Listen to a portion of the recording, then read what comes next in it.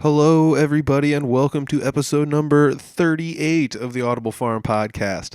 This week I'm sitting down with artist Kelsey Magnolia. She's from the Des Moines area, originally from somewhere near where I grew up, but we've known each other for a long, long time, and I've wanted to get her on the podcast for quite a while. But she's a thinker. She wanted to get this one a little bit closer to the art show that she throws every single year, and it's not just an art show. It's there's music there as well. It's a whole pile of local artists from the Des Moines area. It's called Two Broke for the Arts Festival Fest 2019. It's on June 29th. We discuss that in the upcoming podcast, as well as wrestling, professional wrestling. Going to shows together because her and I and her boyfriend Clint have gone to tons of shows. Clint was the very first person I interviewed on the podcast, and the two of us go through a lot of things, talk about all sorts of good stuff in the podcast, including the art show, who's going to be there, who's playing, where you can find it all on Facebook, and I'm going to give you all the links and everything down below, but I hope you guys enjoy this podcast. I had a great time sitting down and talking with my friend Kelsey, and this is episode number 38 with Kelsey Magnolia. It's the Audible Farm Podcast with your host, Peter Stockdale.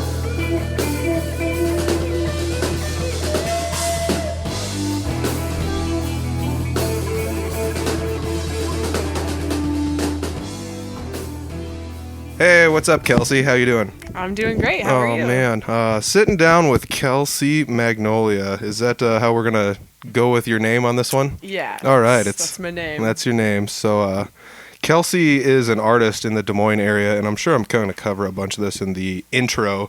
But what got you, started into art? Because, I've known you most of my life-ish.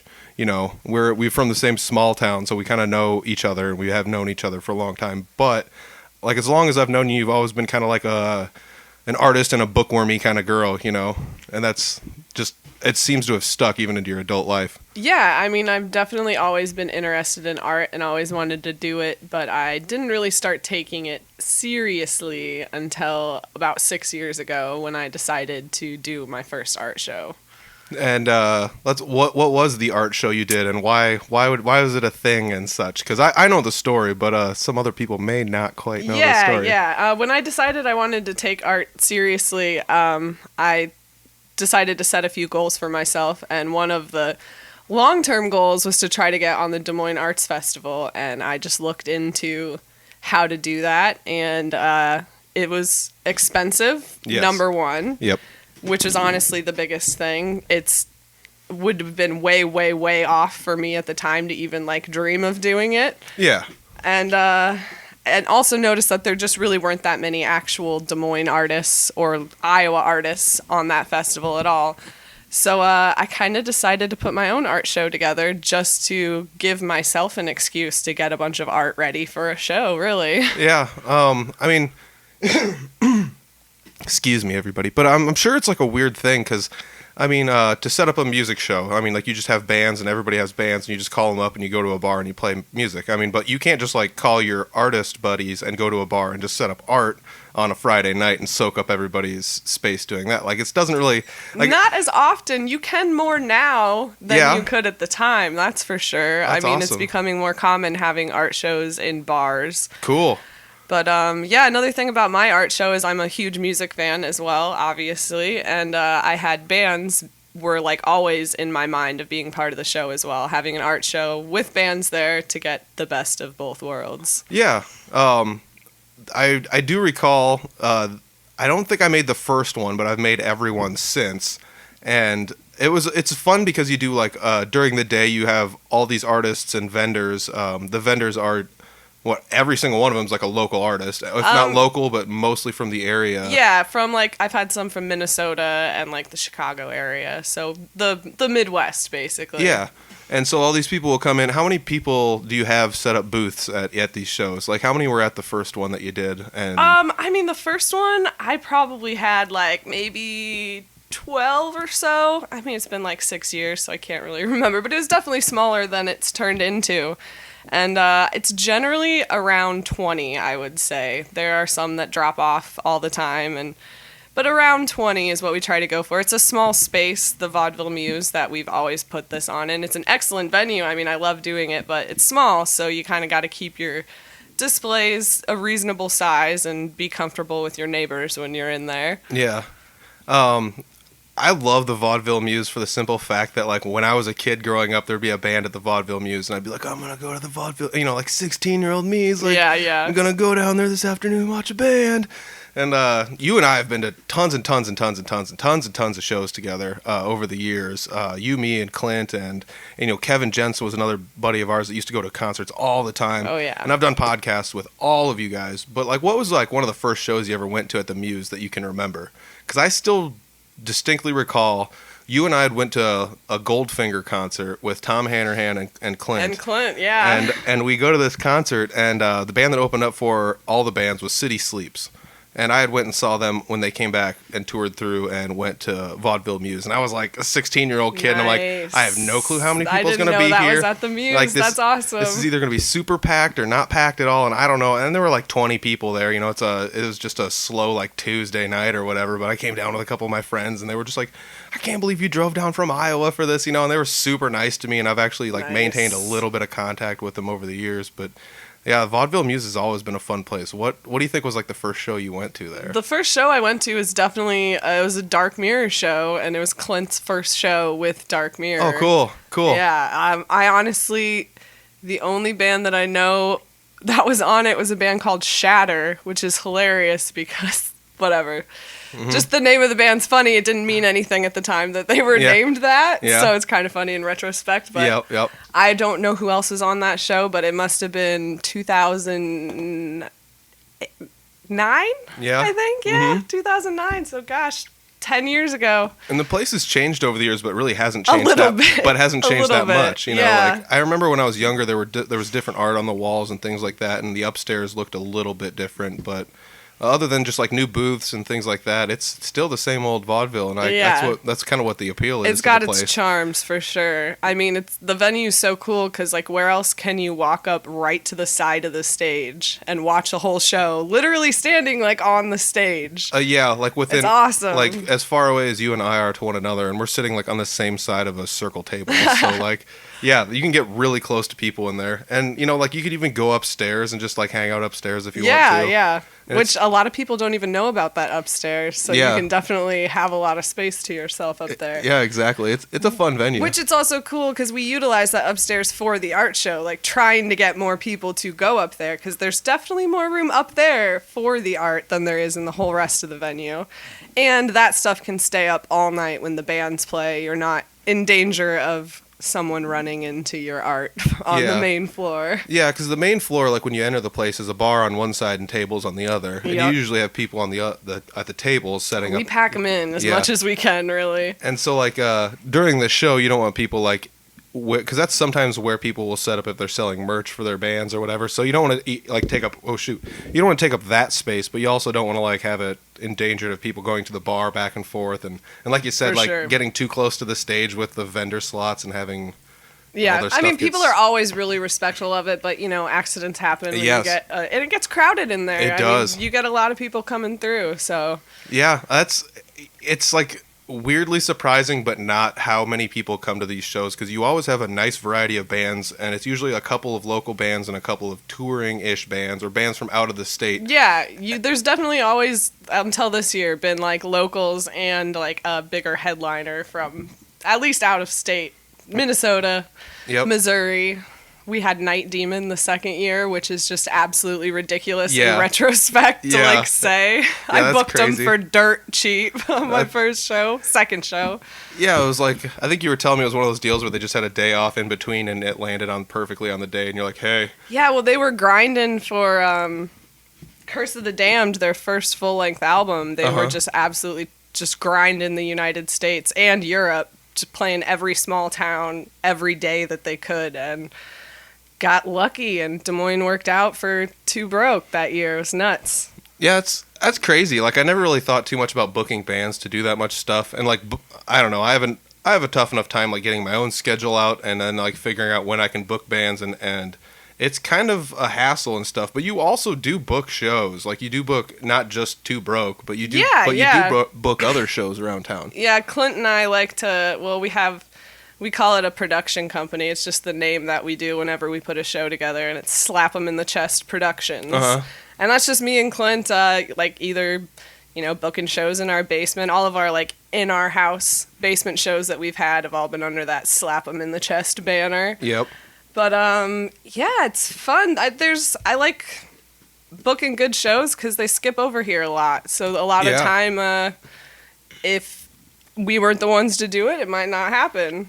Yeah, and I mean, it's one of those things, I kind of talked to that on some other podcasts with other people. It's just one of those things of just going out there and doing it is probably one of the biggest things you can do, because if you don't do it, maybe somebody else might not. And Des Moines will get looked over one more time, you know? Yeah, and I mean, that's been like an issue, I would have to say, where like bands will tour, and almost every band I want to see that's not like super popular, that doesn't have the time to spend like 400 days out of like 500 days touring, like they don't have time to do that. Like, they almost always skip over the Iowa area, and it kind of, stings a little bit, but I also kind of understand where they're coming from. Yeah, absolutely. I mean, when you have markets like Omaha is a big market, the Twin Cities is a big market, Chicago and Kansas City all within 5 hours from here, it's hard to get people to come here if you're already booked in one of those cities, just because I feel like Des Moines doesn't quite have the population if you have the option of going to Minnesota or Omaha as well. So you kind of have to book exclusively in Des Moines sometimes to make it really worth it. It's tough. It's tough booking here. Yeah, I mean, I get it though too. I've seen some bands that have I totally get it. That have absolutely destroyed, and there wasn't enough of a scene here to support them coming back, and it's a sad thing. It is a bummer. But then you see people like Felix Martin, who he's a guy that plays double neck guitars, and they're both coming out the same side, and the necks are directly next to each other, and he just taps on the top and bottom of the thing like he's kung fu gripping both, and that it's kind of crazy prog music, but he comes around all the time, and he's been at Lefties a couple times. Yeah, we get great shows here for sure, but there's usually just not a good crowd for them. Yeah, unfortunately. That's what kind of bummed me out. I was like, man, Felix Martin is so awesome, and there's nobody here. And the best part about that is though, usually we know enough people where you can hit, I'm from out of town. We can get a decent crowd with just the few people that we know going to shows. Yeah. And it's really nice, coming into town and knowing I can hit up, you or Clint or, Sean Oakes, Sean Jovi, we call him, hitting up Sean Jovi and just being I told Sean, I was hey, I'm at the Felix Martin show, and I don't, know very many people here, and it's... it just started, and he lives just across town. Yeah. And it's just and he got there in 5-10 minutes and showed up, and we got to watch the show with one of my buddies. And that's another cool thing about I enjoy this music. I know other people that enjoy this music, and sometimes you just don't know these shows are happening. Oh, absolutely. I'm just as guilty as everybody of missing shows. And it's that's also when Juice fell apart and City View's not the same anymore. There's not really a good source to find the shows going on in the area. There really isn't. It's lacked for. Even when Juice was around, they kind of only covered what they wanted to cover. It wasn't an actual extensive with all the small DIY shows and stuff.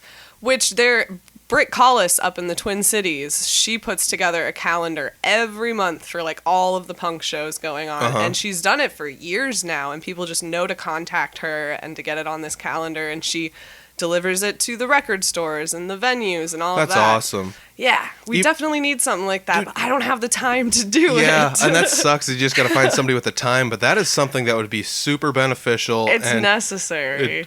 It would be a great way to just put a name on something and do it just for free. And for all the shows, not just metal shows or whatever. For all the indie shows, every show someone is putting on. Cover bands, guys with acoustic guitars at coffee shops, everything. I would rather sift through a lot of stuff to find what I want than have nothing to look for. Yeah, exactly. It's tough when you go to Facebook and you're what's happening on this day where I'm at. And not everybody always puts the events down in the correct fashion. So and sometimes Facebook it's hard. doesn't make it easy to look at at all. So that's another thing where I've missed shows where I see people I'm at this show and it's how did I not see this? Or you yeah. like this person's like, I'm in town tonight for this show, and it's like, I didn't know you were in town on Friday, and it's Monday now, and I'm upset. Well, we went to Hell's Heroes in Houston in April, and Skullfist was like one of the almost headlining bands, and we found out that they played in Keokuk like 2 nights earlier. At some like arcade in Keokuk, Skullfist? Like how? How did that happen and I not know about it happening? Exactly. I don't understand. And that's another thing is like down in southeast Iowa and in eastern Iowa, there's now, I don't know who's booking shows out there, but somebody's booking shows out there, and they're booking quite a few, and there's a lot of bands coming through. And the thing that I think is unfortunate about it is I don't hear about a lot of it until after it happens, or don't know about a lot of them that are happening. Yeah. Like, you have to hunt that stuff out, and I wish there was an easier way. Like you said, like anybody making any publication at all. I mean, even if you just like had this stuff on a piece of paper and wrote it all down and photocopied it. That's exactly what Britt does. And she literally writes it on a calendar, photocopies it, and gives it to everyone. Wouldn't that, like, how easy would that be? I mean, even if you like polished it off a little bit, it wouldn't take too much more extra time, but still it's just like, god dang. But there are still some companies out there doing it. Like, man, what was the one? I saw a magazine. I found one on Facebook recently that was pretty good. And, of course, I forgot the name of it, so I don't know Me how I'm too. going to find Dude, it again. Yeah, there was somebody on Facebook that's doing one for Iowa, like you said, and it's like, some nights it's just like, oh, they have like 25 things listed on here. And it's like, this is cool, but I always, like you said, I always forget where it's at. I always forget what group it's in because there's just so many groups. And was it someone's personal page? Was it an actual group? Was it in an event? That's another tough one because there's so many people that use their personal pages like they should have fucking. Oops, sorry, there was the F-bomb for the episode. They slip. I'm really proud of myself that I have not done that yet. Oh man, they slip out, and I'm sorry, everybody. I caught myself once. No, I have this like set for explicit content, but it's just for slips like that, so I don't have to go through and edit them out. But that's a good idea. Whoops. Okay, so there was that. I guess if it's the drinking game, everybody needs to drink now, so or whatever you're doing. But man, us. Oh, there we go. I'm pretty sure that picked up well. Oh man. But yeah, like I totally agree. Somebody should go out there and do that. And it's tough because like I want to create a group on Facebook for exactly that. Just like share all of your stuff here, and I'll try to find a way to like make a calendar or something for it, or like the shows for the week are this, and I will update it as you send them to me. I wanted to try to find a way for Audible Farm to do that, but like sifting through all of the shows is kind of tough too. And I, like you, don't have. Well, and you're already doing a lot on your page, like as it is, and it's so hard with like Facebook makes it so hard to get your stuff seen that you, like if you post just once too much in the day, like no one's going to see any of your stuff. And it's that delicate balance of like, you have to share it because it's the only way people are going to see it, but you can't do it too much. And well, it's tough. Like a couple weeks back on the same day I posted that, the podcast came out, I shared that, but I also shared a picture of a cat that I used to have. Mm-hmm. And the cat one got much more traffic, and it's unfortunate that happens, but it's just the way the algorithm sifted it all out, you know. Well, that's also people, too, because, like, I mean, I've posted art projects that I've spent, like, 40 hours working on, and it'll get like 2 likes, but I'll post a picture of my face when I happen to put makeup on for one day, and I feel really vain and like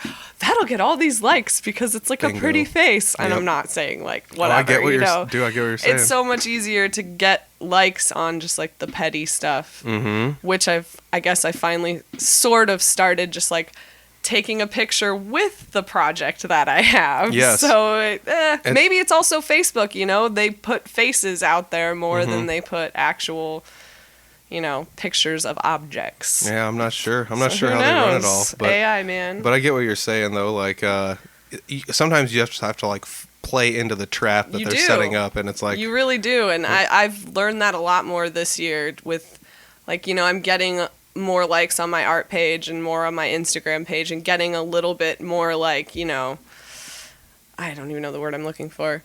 Exposure. A little more spread. But it makes you even think about it. Like, I want to keep the people that like what they see, like, engaged. Yeah. And it also adds this little stress to your life because, you know, I can't constantly keep posting, like, engaging things all the time because it takes a lot of time to work on stuff. And sometimes you're traveling or whatever. It's playing the game. Well, yeah. And it never used to exist, and it's this whole new thing. Yeah, and It's that's weird. It's you don't need to have a manager or promotion team or a website or anything anymore because you got Facebook and it's all of those things. It is. You just put it out there and let people go find it, and you share the page and yada yada yada. But like you said, you're busy doing other things like making art and stuff like that. I'm sure you're plenty busy right now with your last gear up towards your Too Broke for the Arts Festival number 6. Number 6, Number yeah. 6. And I just, like I said, I was in Houston for Hell's Heroes. I was trying to display my art there, and it didn't really work out for that reason, but I got to see a bunch of awesome bands. Cool. But a couple weekends ago in Chicago, actually, we went to Legions of Metal, which Bob Byrne puts on. This is the 3rd one. It's like one of the best festivals in the entire United States. Yep. And I got to have my full art display up there. Yeah. And it was awesome. It went really well. You said that was at Reggie's, right? Yeah, Reggie's. Is that where we saw Gamma Ray? That is where we saw Gamma Ray. Nice. Reggie's is the best venue in Chicago Oh, by man. far. I mean, they got the rock. I think they call it the rock joint. Is Yep. like the smaller stage that has the bar and Yep. the Then there's the the bigger restaurant. You can get food over there Yep. too, which is awesome. There's the bigger stage area. Yep. And then there's like a record store, right? Not anymore. Oh, no way. Not anymore. But they've turned it into. That's where like the VIP area was for Legions of Metal. Oh, cool. And it's just kind of another bar hangout area. I like the fact they had the record store there because that almost acted as their That was rad. like their I want to say box office, but like it was their ticket office type Yeah, place. yeah. You know, like you'd go in there and get your ticket, and then you'd go into the door or whatever. Yeah, Reggie's is an awesome venue. They support heavy metal yeah. a lot. And not just heavy metal, but they're definitely like they're good. They're the best venue in Chicago for sure. Yeah, there's some crazy good shows that come through that I want to go to, but unfortunately for me, it's like a 7-ish hour drive one way. Yeah, it's less for us for sure. Yeah, and it's like 5.5, Yeah. which is not too bad. It's a stretch of a drive though. Like It is. I'm used to the 2-hour drive. Like or like even a 3-hour drive. Not a big deal anymore. It's just not something I worry about. But like in my older age, I'm not as like spry as I used to be. But Well, you're just used to that like 2-3 hours, and you go any longer than that, you're Yep. just messing with your formula, Yeah, I mean, like back in the day, though, we used to just drive like, oh, we're going to Kansas City for the show, and then we're just driving home after the show, and it's like Clint and I you know- still kind of do that. Yeah. Like, I was pretty hungover on a Sunday morning driving home from Legions of Metal. But, and I never drive. Clint always drives, but he was a little more hungover than me. And I made it great. It was great. I listened to freaking Bill Burr on the way home. Oh, it's so good. His His podcast is so good. I love when you can listen to it and then not listen to it for months, and you go back and it's like, he's still the same Bill. Still Bill Burr. It's still the same Bill. I love it. I don't know. Have we announced the date for your on the podcast for your Too Broke for the Arts Festival? I don't think 6? we did. All right, let's talk about that. When is it happening, and who's going to be there, and what all is the stuff? All right. Well, Too Broke for the Arts Festival Fest 2019 is taking place June 29th at the Vaudeville Muse, which is at 212 4th Street in Des Moines, Iowa. Yes. It starts at 2 p.m. It is free it's all ages all day, but it's free from 2 to 5 for the art show. And then from 5 to 9, we have 3 bands playing, and it is $10. They're actually all out-of-state bands from 3 different states, so it's worth your $10. Yeah. We have Condition Critical from New Jersey. That's cool. Super thrash, super muscly boys too. So if you're into that, I guarantee they're going to be in cutoff t-shirts. I might try to get them to wear crop tops. We'll see. That's my goal, is to get as many of them in crop tops as we can. That's hilarious. Yeah, so that's Condition Critical from New Jersey. Manic Outburst is from Detroit. Yep. Also an awesome thrash band. And then we have Thor Hammer from St. Louis, which I know I can get Kyle to wear a crop top. Oh yeah. I know I can. Oh yeah. And Clint's the drummer for Thor Hammer. So Yeah. it's an excellent lineup this year. Yeah. I've actually done a podcast with Clint and and Kyle. Kyle, yeah, And, yeah. yeah, I actually ran into Kyle at a show that you put on here at your house. Actually, you booked a show here, and that was he was here with Lightning Wolf, and oh my god, That was a Grr, good. grr. It They was- it played was at really Legions good. of Metal Yep. last weekend. Super gnarly Awesome. good. Yeah, they were really good. Your show, if people want to find your show, they can find your Facebook page. You're at Art of Kelsey Magnolia on Yes, Facebook. that is my art page. Yes, I also yes. have a Slap 'em in the Chest Productions page. Don't Yep. really post much there. I just like create the events. Yeah. But you might be able to find it through there. Otherwise, just search for Too Broke for the Arts Festival Fest. Yeah. And you should be able to find it. It's definitely a thing that's there. It's not posted in your events on your Facebook page as of the time of this recording. On my art page? Yeah. I know it because I made it with my Slap Them in the Chest page. So you got to go to a computer to add it over. I didn't know I could do that. Yeah, you go to the event. I will. You go to the event, and there's like the drop down thing next to like share and whatever. And the drop down allows you to share this to a page you manage. Gotcha. Or add it to a page you manage. Yeah, I've been getting pretty wild with the Facebook as of late. I've been trying to do my best to be as like intuitive with it and do the things I need to do. But like I should. But I'm bad at it. I got like full reign for it. I got a scholarship to run social media and stuff like that for Iowa Central while I was there. So I was running a bunch of the social media for the accounting program, and that gave me a fun excuse to actually sit down and just be like, wonder what happens if I do this. Put the work in. Yeah, and it's just like, so I got to do a little testing on their page and then apply it to the pages that I manage for my fun time, I guess, if you want to call it that. But yeah, like you said, if you just search Too Broke for the Arts Festival, like you can get a couple words in and it shows up. There's a nice little logo. Who makes your logo for you?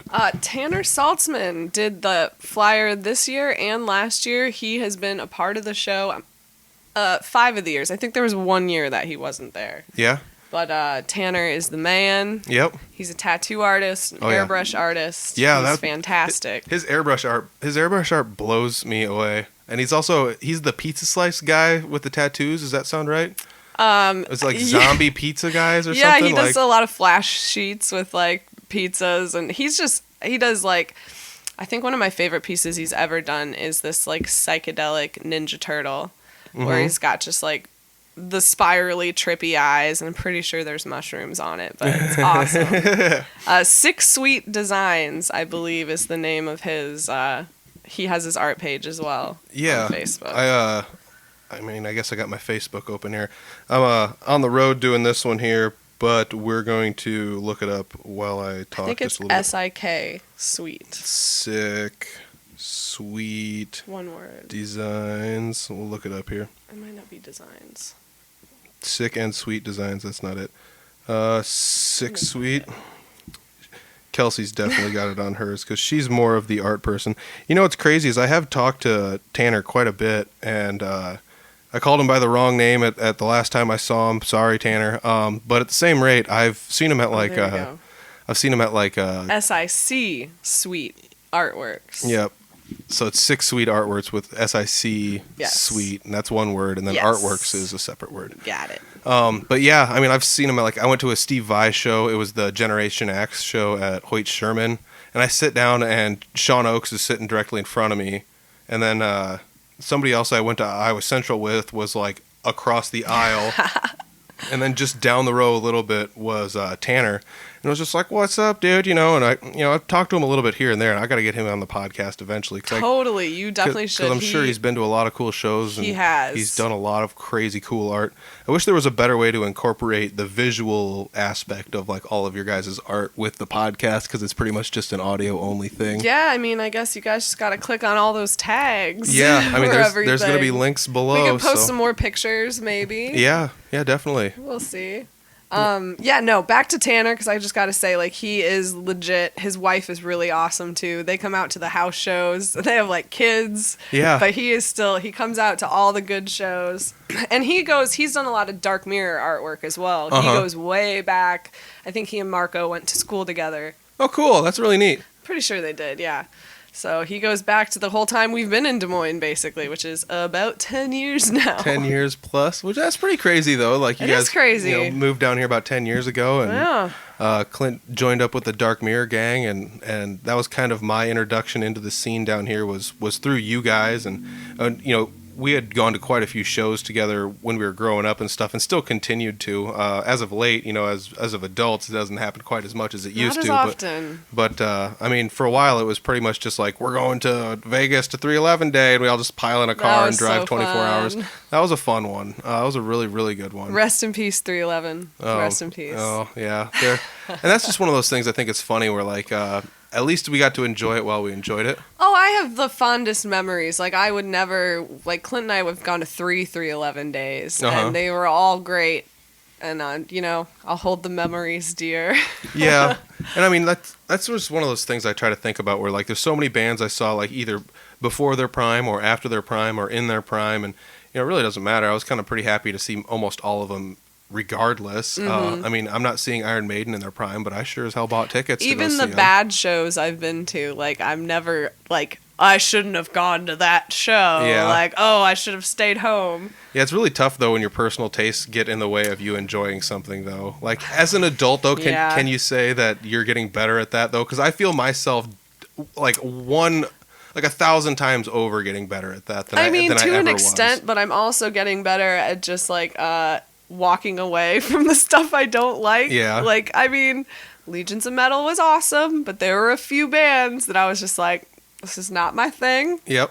And I'm just gonna avoid it for the time being. Yeah. Because I just like I saw what it was. It's not my thing. I know what I like, and I don't get angry about it anymore, I guess. Yeah. Oh well, like you're just like me, where you'd like hear something, and my thing was like one of the big ones for me was like Tom Petty or something, and somebody turns on, it's like turn that crap off, just get like mad at whatever's happening. Oh, I've definitely gotten better at that. Like and being at work and having to listen to music, Yeah. I'm much better. Oh, yeah. At just letting it go. But it's just like one of those things. You go see live music, just like you said, and I've seen a lot of live bands, and I haven't liked everyone I've seen, but some of that I think for me is like being a musician and actually putting the work in to get as good as I've gotten, and just seeing how much work other people had to put in to get their band. Like it doesn't matter what band you're in or how what other people think of it. You still had to put all the work in to get as good as you got. You had to get a group of people all on the same page enough to like hopefully practice a couple times, but at least like it's hard to get one person it's hard to hang out with one friend, let alone get an entire band of people together to show up at the same place over every week again. And then all of all a sudden it's like, well, now we booked a show at this place, so everybody's got to show up to this place and play this stuff for other people. It's a huge commitment. It's a huge commitment. Yeah, it's you're really putting yourself out there, and it's like there's a lot of parallels to that and art, because like you could like just be one of those basement rockers in art. You'd be one of those people that would just you make tons of art, but it's just in a book at your house, and Well, that's kind of how I've been for the last few years. I mean, other than Too Broke, I mean, in the last year, I've started really trying to get on more shows and getting out of the town. And doing these metal festivals is a great way because I like music and I get to see all these cool bands. And then, like Legions of Metal, I basically broke even with all the cool merch that I bought and all the money I spent the whole time. So it was perfect. It was awesome. And I definitely want to keep doing that and finding more opportunities to see music and have art there at the same time, because why not? Yeah, it's pretty awesome that you can find music and not just music, but like other forms of entertainment teaming up with other forms of entertainment to do like a dual effort type deal. Well, like I also have a bunch of pro wrestling art, so I've also had my art at a few indie wrestling shows. Yeah. Which is, I definitely want to get into that more in the next year. Like, I would love to go to Tampa for WrestleMania weekend next year. Oh my God, that'd be so fun. So I'm putting that out there. I'm going to make it happen. Oh man, so it's out there in the universe. There you Let's go. hope it happens. It's got to happen. That's something else we could dive into quite a bit. So I grew up liking pro wrestling like ever since it was like 96-ish or so, and I started watching it quite a bit via tapes and stuff like that. Around 98 I started taping it like religiously and watching it a bunch and every single week, and I just made sure I could follow all the storylines, and I did that for years and years and years. But it wasn't until about 2000 6 or 7 you were in Humboldt during the fair, and there was a show at the fair where there was pro wrestling. My dad had some tickets that he was just like, well, I got tickets if you want to go. And I was like, well, let's just go and laugh at this and just see how fun this is. Why not? So we go to this thing, and Harley Race is there like 6 feet away from us. That's his promotion. Was putting on the show. I think it was an IPW show. Oh, was it? But they just... I think you're right. I think it was. I think you're right. So IPW, Troy Peterson, there was a handful of people that were wrestling there that wrestle still. The one that I specifically remember was AJ Smooth. Yes, AJ Smooth. Definitely. AJ Smooth, he was like one of those guys that was just like, man, I just want to yell at this guy for some reason, and I don't know why. So, when you're an adult and somebody like has the ability to still draw that out of you, you're like, all right, perfect for a wrestler. All right, this is good. All right, so they're doing what they're supposed to do. I never thought I was going to enjoy that as much as I actually did, and I severely enjoyed that. Yeah, I wish I could like go back and see it again. Because I'm sure there wasn't that great of wrestling. Like, I'm sure it wasn't like, there's no 5-star matches that were happening at this event. No, but it was so entertaining. I remember the sheriff. So they fun. crap talked the sheriff in town, and then Oh and then the sheriff came out during a tag match and beat up on somebody. Oh my God, I totally completely forgot about it was that. so funny. I want Dean Kruger. Oh, it was so good. Oh my gosh, yes. So kudos to IPW for that, because it was wasn't the funnest It wasn't show. too much longer after that. You came to Des Moines, moved down here, and you realized there was wrestling shows down here, 3X Wrestling. Well, actually, what I too liked wrestling a bit as a kid. I watched Raw, during the heyday. Yep. I went to a Raw at Hilton Coliseum. Cool. When I was a kid. Oh, yeah, that would have been the one. Actually, that's how much I've watched those old wrestling tapes. Yep. Al Snow had the dog Pepper, and that was the one where the boss man stole Pepper from Al Snow. That was. Did Mankind win the belt that night, or did Triple H? I'm not sure, but that was a big day. That might have been. Yeah. Yeah, it was a big day. Whatever happened. I think I was in like 7th grade. Yeah. My grandparents found out I was going, and they were like, "I can't believe you're letting her go see this." And I was so excited because I'm gonna use one more swear word. We got to chant "asshole," and I was so gosh. excited about that at the So- time. yeah. I was like, "Ha ha, suck it, Grandma." That's hilarious. Oh yeah. Okay, so I liked it as a kid, but what really got me into it is our friend Marco Battaglia. His friend had WrestleMania tickets, and he couldn't make WrestleMania. It's 26, so it would have been 2010. Yep, maybe? about 2010. Yeah. Yeah, it would have been 10. And so we got to go to Phoenix for WrestleMania 26, and I hadn't watched wrestling for years up until that time. I didn't know what Ring of Honor was. I didn't know anything about wrestling. So, well, I liked the old stuff still, So, like, I was excited about it. It had Bret Hart and Shawn Michaels and The Undertaker. WrestleMania 26 was nuts. Yeah. So we went, and it was Shawn Michaels' last match. Uh-huh. We don't count the one in Saudi Arabia. That doesn't count. He never came out of retirement as far as I'm concerned. You saw his last match. I saw his last match against Taker. It was great, and that just got me, head over heels back in love with wrestling again. Yeah. It's just all uphill from there, I guess. Yeah. I mean, we would go to every 3XW show, even the ones that were out of everyone. Everyone. We would be one of the first people in line at every show. Yeah, I get there like 2 hours early to get good seats. Yeah, it was pretty gnarly there for a while. We just loved going. I would just make signs and bring them in and just be like, hey, everybody hold these signs. So fun. It was fun to jump into a community of people that, there was just tons of people there that all liked wrestling more than us, and we liked it quite a bit, and it was like, God dang, and I remember talking to either the people that wrestle there, some of the people that work for the promotions, or even just other fans, and it's like, did you see this match, or did you see that, or whatever? Just always very welcoming. Yeah. The first show we went to, which was at the Social Club, actually. Yeah. Way back in the day. Uh-huh. Oh, man. The old Social Club, obviously. Yep. Not the new fancy one they have. Yeah. One of the first shows I went to down here would have been one of the King of Des Moines tournaments. Yes. And that would have been, I can't remember the year exactly, but 6 or 7 years ago, maybe. I got all those tickets around still. I've got a bunch of that stuff too. Corey used to print those off and perforate them with a sewing machine. Oh my gosh. For real.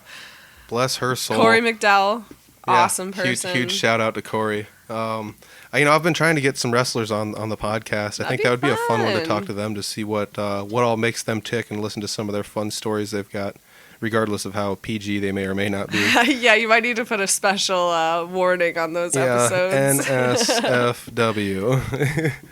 But yeah, we would go to wrestling shows all the time, so I think it's kind of cool that your love for wrestling has not dwindled, though mine has. Some of that's just due to the fact I'm busy and I just can't make it down. It takes to a lot of time to try to keep up with it. Yeah. That was the thing, I was so into it that I was doing the Indie Power Rankings for a while, which was started by Travis Desmond down in Louisville, Kentucky.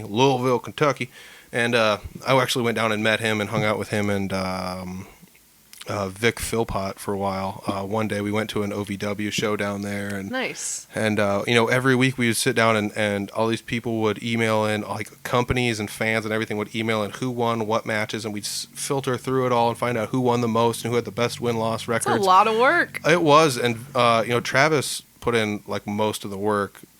Kudos to him, but he'd like send us sheets on what would be like Monday night. We just siphon through everything and send in our ballots, during Raw, and it was a lot of work, and I eventually just couldn't do that anymore, and then I just couldn't keep up with the constant, ever-changing, scape of wrestling that's going on out there, because like right now, like New Japan is like pretty much right where it needs to be right now. It might be on the decline, maybe even, but I think that they're in a transitional phase right now, and they got Dominion next week, so that's going to be a big... I don't know. I just love me some New Japan. I liked Ring of Honor, except for like the floppity You want to talk about being at a low right now? Yeah, that's Ring of Honor. Yeah, I just didn't. Unfortunately, I didn't enjoy the like 90 finisher matches that they would have there. You don't like the Ricochet Ospreay those matches? All right, so there's gonna be a weird pause in this track, but we did ran out of batteries. But no, like the flippy floppy stuff is not my favorite. But Ricochet was like one of my favorite ever to watch. And when I was doing the Indie Power Rankings thing for a while, there was one year where he started out and he was like 41-0, like Damn. On the Indies, and that was just like everybody loves them some Ricochet right now, But he was like, I think he was wrestling in like Dragon Gate and New Japan at the same time, Nice. so. Maybe not. Don't quote me on that. It's been a while, and it has been a while since I've been in the wrestling scene. But I still do go to shows up in Algona sometimes when they have them up there, which is kind of like a training ground for wrestlers. But I love going up there and watching new guys wrestle older guys, and watching people that are like, they trained earlier in the afternoon, and they're like, all right, let's go have a match tonight now after we kind of trained out what we're gonna do, and you get these guys to actually see exactly what's going on to get them to become a wrestler, and that was a fun thing to see. Was getting to see all that kind of stuff. So, like, while we're on this topic and you talk about how you've been to a wrestling show to display your art, why is it that you got to go to this wrestling show to display your art? Because what is your art, like, mostly made up of at the moment? Well, I work with perler beads almost exclusively at this point in time, which I never thought would happen. But for those of you who don't know what perler beads are, they're tiny little plastic beads that you put on a pegboard and you iron together, also known as fuse beads or melty beads. Yeah, there's the things that you used to use as a kid. Yes. Yeah. That's like the number one thing that people say to me. Oh, I remember those from when I was a kid. I made those. And then a hot glue gun, a magnet on the back, and then you get a magnet for your grandma for Christmas. Smiley face. No, but like yours aren't just like, you're not just like making like a smiley face or something like super simple. You're kind of getting nuts. No, I have like little logos and stuff. I have the small ones, but I also have really giant portraits of people. Like I have a Shawn Michaels that's about 3 feet tall. That's crazy. 2.5. We'll say 2.5. It's wrestling. We can exaggerate. It's 3 feet. Yeah, I see it over there. Right there, yeah. Yep. Yeah, so I have really big portraits. I've done a big King Diamond one. But for the heavy metal shows, I've been doing vinyl records. So it's like the actual size of a vinyl. Yeah. Yeah, I remember we were talking about that. Yeah. So you got a whole bunch of these records. Did you bring those to Reggie's, to Legions of Metal? That's like what my display was. That's so cool. I had King Diamond there too. Even though that one sold, I just had it there. To try to get more commissions. Exactly. Out of it. Well, that's a nice thing though. Is like you have the ability to like sell something, but it's art, so you can kind of still drag it around and be like, I made this. You know. So before I ship it out, I'm gonna get as much mileage out of this thing as I can. Austin Lang was nice enough. He's the one who bought it, and I was just like, hey, can I use this for a little bit longer? Dude, shout out to Austin Lang. Yeah, Austin's a good man. He's a good guy around the Des Moines area. He is. And that's kind of what the cool thing is like you have diversified your art in a way that allows you to kind of fall in line with a lot of different things, where like you've got the music related stuff with like whether it be metal. Right now you're wearing like British Steel earrings. They're like little razor blades from like the Judas Priest British Steel album made or out something. of evil mini beads. Oh, the mini perler beads, which are so small, impossibly small. That's insanity. I guess I kind of just decided I wanted to be a part of these shows that I go to. And I'm not a wrestler, and I'm not a musician. I made the decision years ago to pursue art over music. I still question it a lot of the time. Yeah. And I still think I could do both someday. But no, I wanted to be a part of these shows, and this makes me kind of sort of feel like I'm a part of it. Yeah. I mean, I was talking in last week's podcast, which, I mean, at the time of this recording hasn't come out yet, but it will have come out by the time this actually airs. Last week with Alejandro Trevino, I was talking with him about this, and he's just like, how can I go to the community where I'm at and apply what I know to add something to this community? Yeah. And that's one of the reasons he's like, I play jazz guitar primarily, but when I go to jam nights, you kind of just tweak it to jazz plus, jamming, and you've got this unique style that you're the only one that gets to bring to the table. So so you actually have this thing that you can add to things that when you show up, it's a completely new branded thing. You're not just some guy out there playing blues music or whatever. I'm just not some fan at a show. I can meet people and be like, hey, I have this art upstairs too. Like it gives me more confidence. It gives me less anxiety at shows. Like I feel like I have more of a reason to actually talk to people. Bingo. You know? That's one of the reasons I got the podcast. It's like, I true, want to talk though. to these people, like but this last weekend was one of the most, like, I was the most comfortable I've probably ever been at a metal show ever. Or any show. And it was because I was, like, a part of it. Yeah. I mean, it's kind of nice to have that thing where somebody will come up to you and talk to you about what you're doing at a show that, like, you don't necessarily have anything to do with. Mm-hmm. Like, even when I go to the gas station in Humboldt, because Humboldt's a small enough town, sometimes people are like, you're the podcast guy. And it's like, huh? Like, yeah. Like, dude, there are times when people, like, know about Two Broke for the Arts Festival Fest and don't know that it's me who puts it on, and I'm just like, oh my god, that's me. Like that's me. That's so cool. Like, it's I also, don't want to brag, but yeah, that's me. It's also cool to like see it printed out somewhere else and you didn't ask them to do it, and it's like, yeah, for sure. Like I want to say like last year or the year before or a couple years back, they started doing that for you in like one of the magazines around town. Yeah, it was actually in my like Facebook memories today. 3 years ago, I think it was 3 years ago, City View just like, come check out this event, and I definitely did not like put my event anywhere, so that's pretty cool. Yeah, so that's super cool. You know, shout out to City View for doing that kind of stuff, because City View, I think they do still have a print magazine, but it's not as extensive as it used to be, but they still exist. It's tough though. That'd be a tough media. It's expensive. It'd be expensive to make all those and publicate them and put them out, and all you can rely on is ad space to get any of your money back, because those were all free. Yeah. You just go into a record shop or a restaurant you like in downtown, and they have one of those sitting there. It takes time and money to pay somebody to distribute all those everywhere. Yeah, exactly. Oh my god, I couldn't even imagine. Yeah. And it's easy to just put it online, but then it's hard for people to find it because everything's online. And yeah, that's the thing. Like, you are always constantly bombarded with so much every time you're online. You can see something and forget about it like 3 seconds later, or the worst, when you like see it on your feed and then it automatically refreshes and then it's gone forever. Yeah, you scrolled past it by accident. So when you scroll up, it's like, refreshed. Dang it. Lost in the ether. So you try and like search it out and you can't find it. Oh, that's always the worst too. When you're like, I'm going to regal to go into the magnifying glass to search this bad boy out. I still can't find it. That's the worst.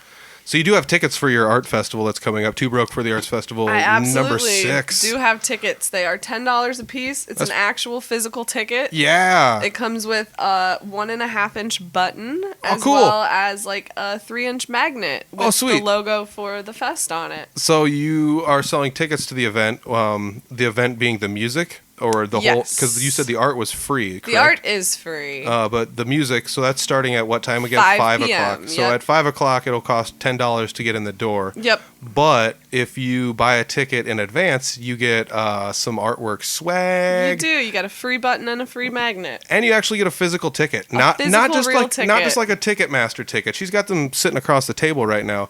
It is a very, very nice looking ticket that is standard ticket size. Yep. I mean, it's awesome. So it's handmade to the extent of, I'm sure they've been copied over, but I did cut them all by hand. Oh, sweet. So there's love in every ticket. So I mean, I'll probably get one after the podcast, even though I'm going to be there regardless. But that's something else I was thinking about, was like stopping by the Two Broke Art for the Arts Festival Fest and maybe talking to some of the artists at the fest. That would be awesome. Or trying to do some like mini artist spotlights and put out some miniature episodes where I could snag people away from their booth for 5 minutes. That would be super and awesome. Talk to them and teaming up to get that exposure, because that's what it's about, and I feel like there's so many artists that are at your show, because I don't get to delve too deep into the art thing. Like I didn't know that Tanner's art was called Six Sweet artwork. And, so it's like one of those kind of things where I don't know all these people and what makes them tick and all their stuff. And it'd be a nice way to help get it all down pat, not just Absolutely. for me, but for everybody We have else. awesome artists. There are probably a handful that have been on every year because I love their art so much and I can't not have them on my show. Yeah. Brittany Walton is one of them. Of course, I'm going to forget all of these names right now. I just dropped a battery. That was we ran out of battery power earlier. I don't even know if I mentioned that, but we ran out of battery power, and that's why we had to do the little pause. But yeah, that's the worst when you're going to give everybody the shout outs and the podcast, and you're like, oh, I forgot. I can see your face. Yeah, and I could pause this and we could go through Facebook and look it up, but it's also kind of... You can just come to the show. Exactly, and they will go be to the there. event page, see all of the artists' names. There's links to all of their art pages on there. Mm-hmm. It's got everything you need. Heck yeah. I mean, I actually got to play there one year as Three Finger Betty, which was last year, I believe. Three Finger Betty was also on the very first Two Broke. Yep, and I was not in the band. Clint wasn't in the band either. Even in the band, but that's awesome because I remember meeting John at a wrestling show and knowing that he was going to play that, and John is awesome. Yeah, he's such a nice guy. So awesome. Yeah, and that's another cool thing was I was not too nervous joining up with the Three Finger Betty crew because I'd known John from wrestling shows. We're not best friends or anything, but I'd seen him and said hi to him enough. You knew his wife, so. I mean, that was enough for me just to not be super nervous about it. But it's kind of nice to have those people out there. It's I still think it's wild. It's been 6 years you've been doing this, and every year it seems like you find some way to outdo yourself just a little bit. It's been interesting. Yeah, somehow. I honestly think this lineup of bands is the most solid that it's been. And it's funny because I don't even have a local band on it. Yeah, that happens. But Clint... He's in Thorhammer. Yep. And I swear, if you have not seen them, they are so good. All these bands are really, really, really good. If you like music in general. Uh-huh. But if you really like fast music, these guys are tight and good at what they do. Oh, yeah. No one's sloppy. They all practice. The house show that I recorded the podcast with Kyle Hammer, he's in Thorhammer. We recorded the podcast together, and he played with Lightning Wolf that night, but...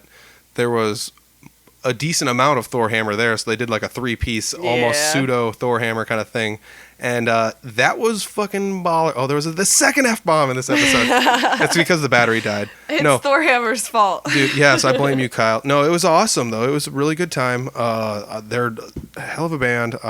I would love to see them at full strength. Kyle was talking about doing a little lineup changing, maybe adding keyboards. Do you know anything about that? There is a keyboardist. Sweet! Talia. That would be so cool. Luxembourg is in the band. She is awesome. She's played, I think, maybe just 2 shows with them because they don't play too often because Clint's here, but they just opened for Pentagram a few months ago, and that was awesome. But yeah, since there's only 3 bands this year, I normally have 4. I think I've had 5 in the past. Uh-huh. Only 3 this year means they all get slightly longer sets. They can play as long as they want. It's going to be really, really awesome. Yeah, that's really cool. I mean, I'm just stoked that you do this, and I'm sure there's tons of other people that are super stoked on the fact that you do this. If you guys want to give her a shout out, go to @Art of Kelsey Magnolia on Facebook.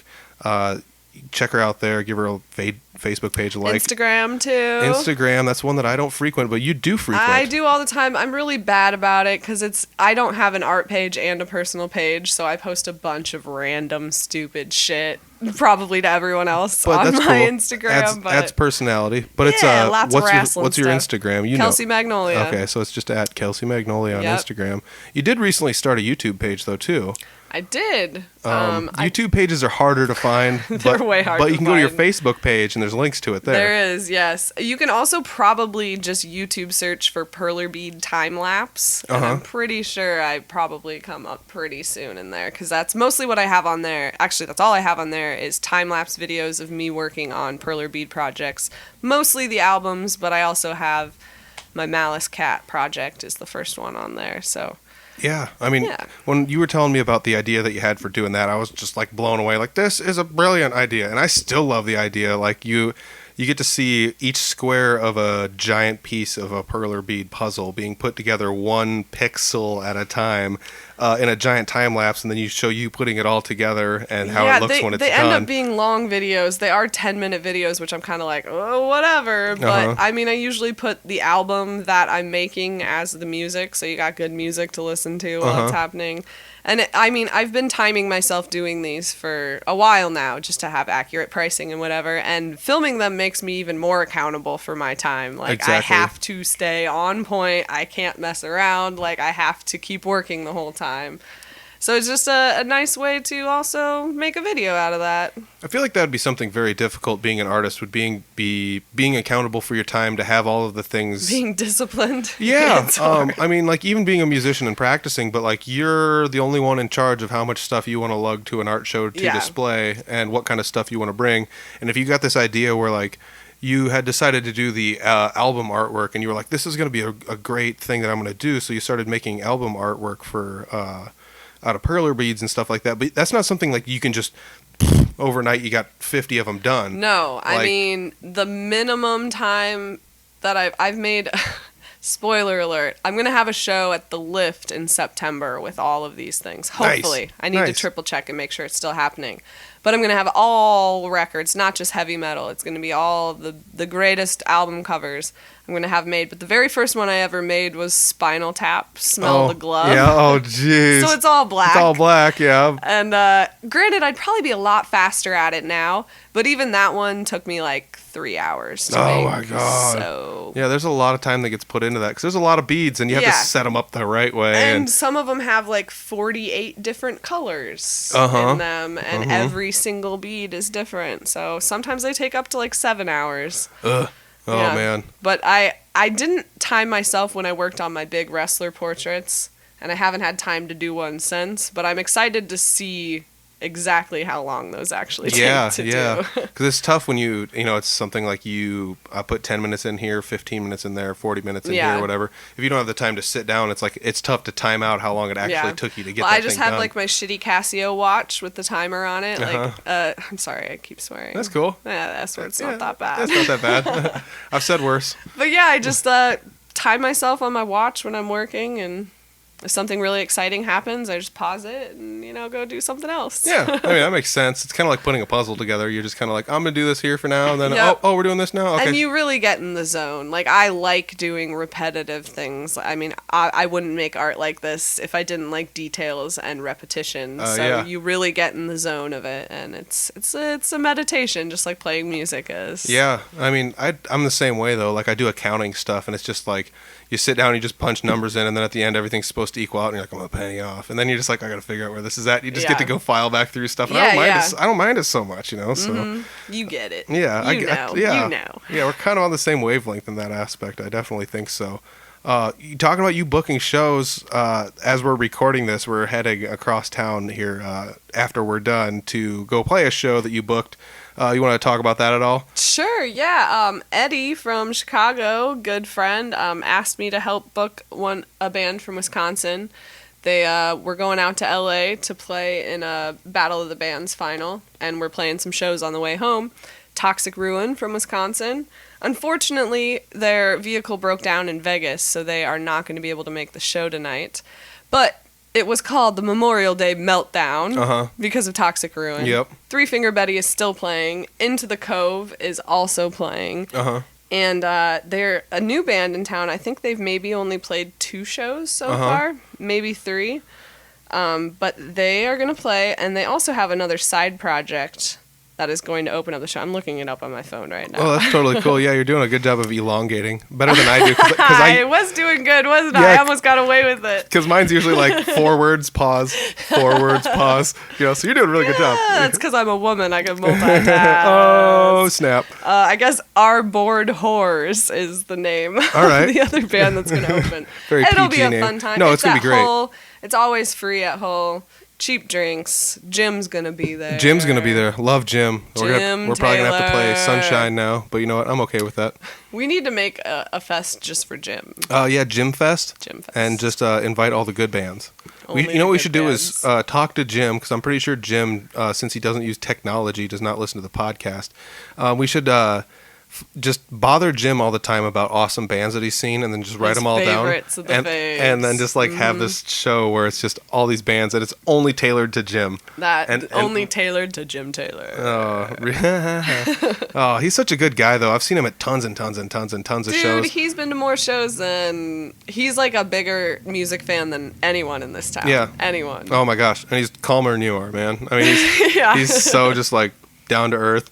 I also love like talking to him about stuff every now and then. He'll tell me some like story about aliens or something. He's and super stuff. into aliens. And it's like, this is cool. And it's like, yeah, I actually took an alien class through continuous education because of Jim. We were in the same alien class together. It was crazy. wild. That's wild. Yeah. That is nuts. So, to have a spin-off podcast all about aliens. Oh, that would be crazy. Yeah, I mean, like I'd be down to sit and talk to you because you've made the trip to like Roswell and such. So cheesy Roswell, yep. But yeah, you've been all over the place just like I have to go see shows, and that's one of the coolest things about you is like that's never stopped you. Like the distance between you and a show, or like the fact that it's on a Tuesday night, like it never bugged you. You make it work if you want to do it bad enough. You make it happen. Yeah, I've never been very good. At a young age, I learned that if I had a regret that was easily rectifiable based on just going and doing something back in the day, I would regret it immensely just forever later and nonsensically. So now I just go do the things I want to go do. I mean, I've had bad experiences, but honestly, there's not one show I would be like, I shouldn't have gone to that. Yeah. Oh, never. This was never. There's exactly. been bad things that have happened. I've had to spend tons of money to fix problems, like whatever, but it's always worth it. We're actually getting ready on Sunday. We're leaving to drive out to Santa Monica and back. Oh, Jesus. We're taking Route 66 from Springfield, Missouri, all the way out to Santa Monica. That's awesome. 30th birthday celebration. Yeah, might as well. Go do it. Yeah. I drove out to San Diego for Christmas, and it was tons of fun. Nice. I like driving. I like to be able to see things. Yeah. It does get kind of boring in and out of times, but it comes and goes in waves because it's just after a while, you're just like when I was driving through New Mexico, I'm like, this kind of sucks. And then you're driving around and you're like, no, you know what? This is awesome. I don't ever get to see anything like this. Look at all this Especially when you're like going into a valley into somewhere. You're like, this is friggin' sweet. I mean, I'm very lucky that I have Clint to travel with. Yes. We're just the best traveling partner. We're the best partners in everything. I literally do everything with him. He also drives like 95% of the time. Yeah. So it works out. Yeah, that's pretty nice. Yeah. I do have to give a hats off to Clint for that aspect. He's always been the guy driving almost all the time. He's the champ, man. Yeah. He's the champ. When we went to Vegas, he drove most of the time, It's just like, oh, damn. He could drive a whole tour for a band and like wouldn't even complain about it. He'd be happy about it. Probably. Hire Clint to tour for your band. Yeah. If you need a drummer and a driver. Yeah. He can put his drums into a Honda Insight. With me too. Yeah. 2 people and his giant drum set. That's friggin' sweet. We got a little bit of time here before I got to start packing up my gear and head across town to the show because, I mean, it's about a half an hour before we got to take off over there.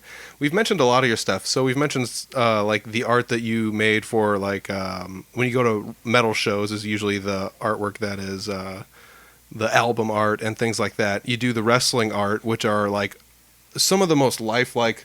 Like if you were across the room from the Shawn Michaels picture that's up here, it looks so much like him that I feel like I have to say, like, I don't come up with these designs myself. You put the image into a computer program and it breaks it down into these panels. But knowing how to do that, and that's just one of those things. It may sound simple, but you know how to do it. And it's taken a long time to figure out the right way to do these things too. There's not good resources to be like, how do you do this? Exactly. Yeah, it's tough. But I mean, like you've also done like I don't want to call it like trippy art, but you do like almost like alien themed art, psychedelic art. Yeah. Like I can see from here, there's an alien face, and then like an alien spaceship kind of one. You've also done some like video game perler bead art. Yeah. I mean, you've done all sorts of stuff like that, but it's not always just perler beads. Sometimes, like I've noticed at one of your art shows, I bought like a mushroom that was like a repurposed thing that you had painted all psychedelic colors and put mirrors all over the thing and stuff like that. And I mean, I just love color. Before I was into perler beads, I was into puffy paint a lot. Oh yeah, remember that? Yeah. You would make like custom puffy painted lighters and stuff for people. Ashtrays, lighters, the patches. ashtrays, the ashtrays. Yeah, puffy paint's not exactly fun to work with. Yeah, because I would do like a needle to like make everything very detailed. I would take a needle and manipulate the paint. That was my first phase. I kind of went through an acrylic phase after that, and then I just fell into this perler bead phase. It honestly started, we went to Classic Game Fest in Austin in 2017, I think. Yeah. And there was a bunch of perler bead art there. It was, of course, just video game stuff, but it just opened my eyes into this as like an art form. Yeah. And it all kind of snowballed from there. It's kind of crazy that there's like phases you go through in that. Because, I mean, it's no different than like as a musician, I went through phases. I like to play punk music, and then I like to play metal music, and then I like to play blues music. You know, now I'm kind of back to playing like metal and punk And again. like I like all other art forms. Like I would love to get back into ceramics and all that, and like I want to do acrylic paintings and stuff, but I honestly kind of have a commission list lined up at this point in time for perler beads, so I guess that's what I'm doing for the time being. If something works, stick with it. Yeah, I mean, yeah. I do think the perler bead thing is pretty ingenious. They're, like I said, very detailed from across the room. It almost just looks like a picture. And it's insanity, and you get up close to them. And these big wrestlers, they're under $200. Yes, it's like $140, $150. That's they're crazy. Pretty cheap. I mean,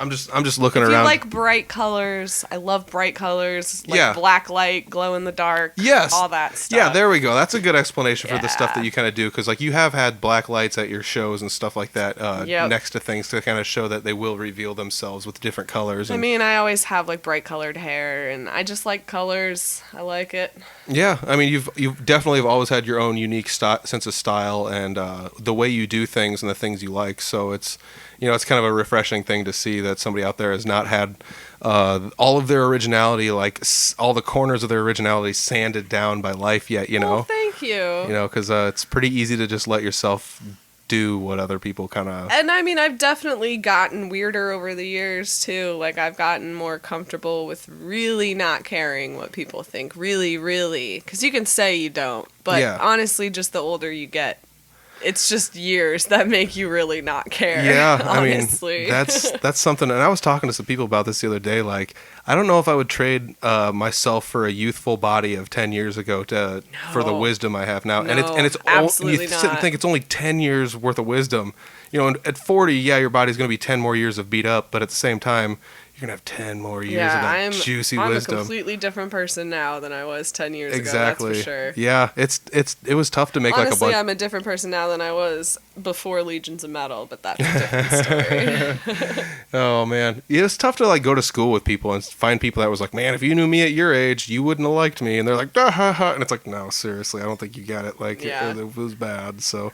But it's fun to also grow up and watch people grow up. And like I've like known you for so long. You've dated one of my best friends for so long, and gone to tons of shows with you. Watched your art kind of change over the years. Seen you like help bands and book shows and hung out with bands with you at your place and been to shows at your place and the whole 9 yards. I mean it's been quite a long run. Like when I'm pounded some miles together. Yeah, when I'm in town and I have nothing better to do, sometimes I pop over to your guys' place and just hang out with whoever's here, even if it's your roommate. You've always seemed to have a pretty cool roommate living with you, regardless who it is. Shout out to TJ and Reed. Reed lives here now. Brothers. I don't ever see him too much, but shout out to Reed too.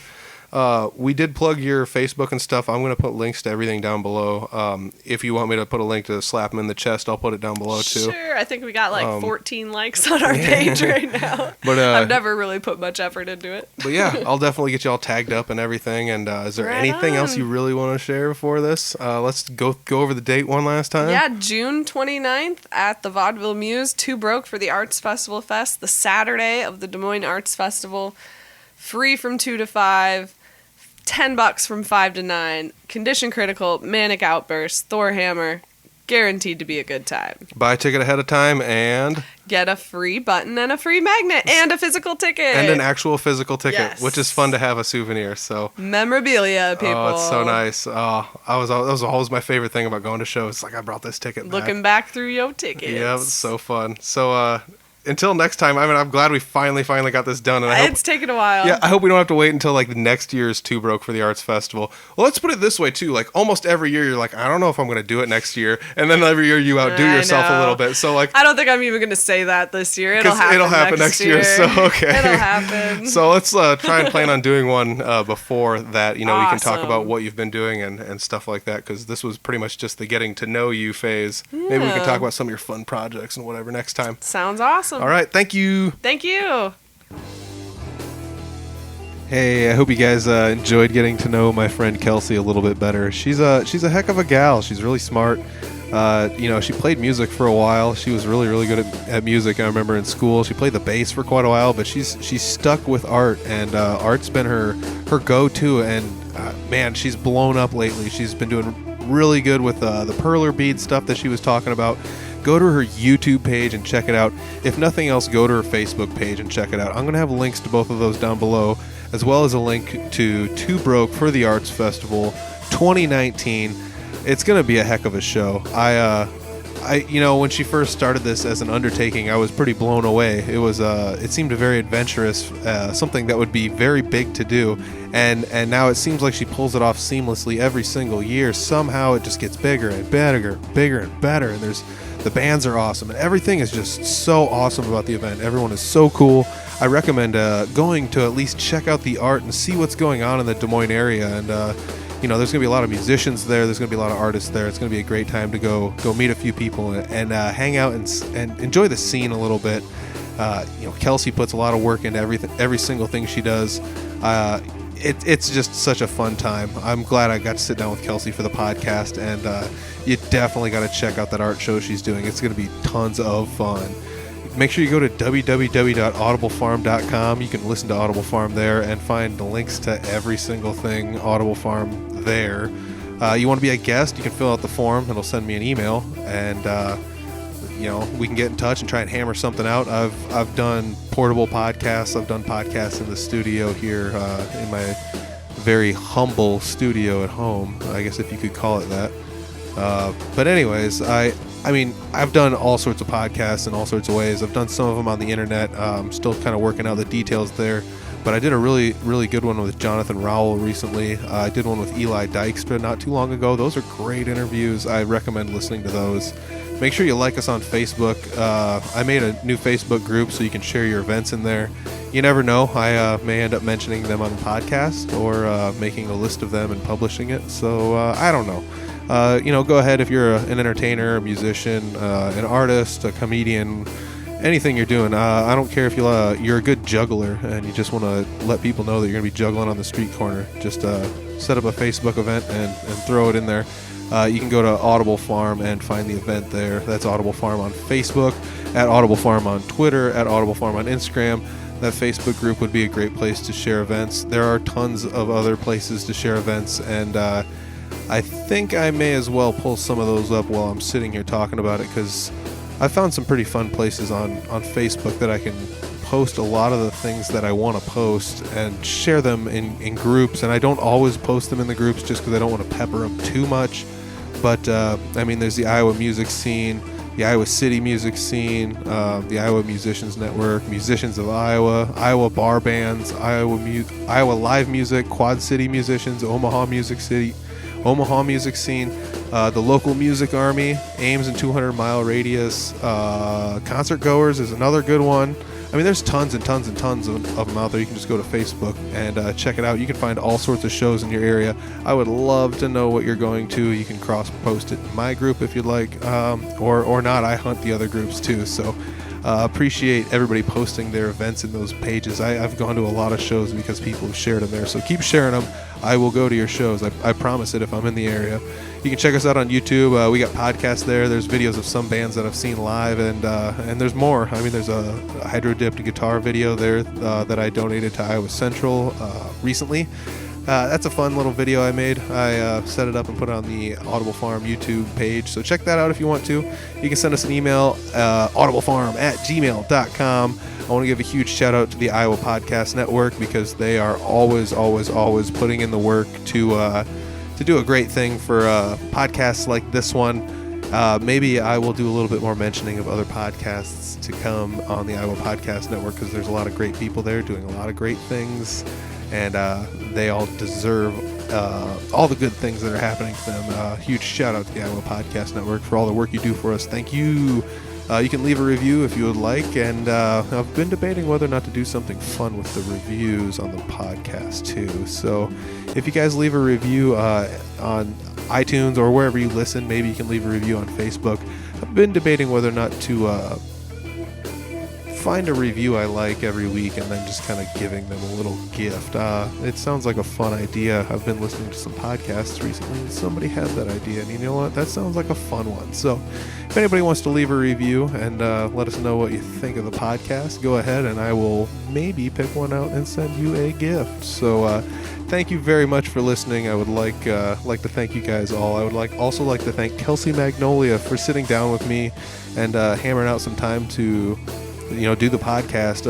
Ironically, we recorded the podcast before a show that she had booked that was a show that I was playing on. So that's kind of a fun thing to know somebody that books shows every now and then sneak on a show that they book. So huge shout out to Kelsey Magnolia. Go check out her art show. It is going to be a blast. Too Broke for the Arts Festival Fest 2019. Check it out, everybody. It's June 29th at the Vaudeville Muse.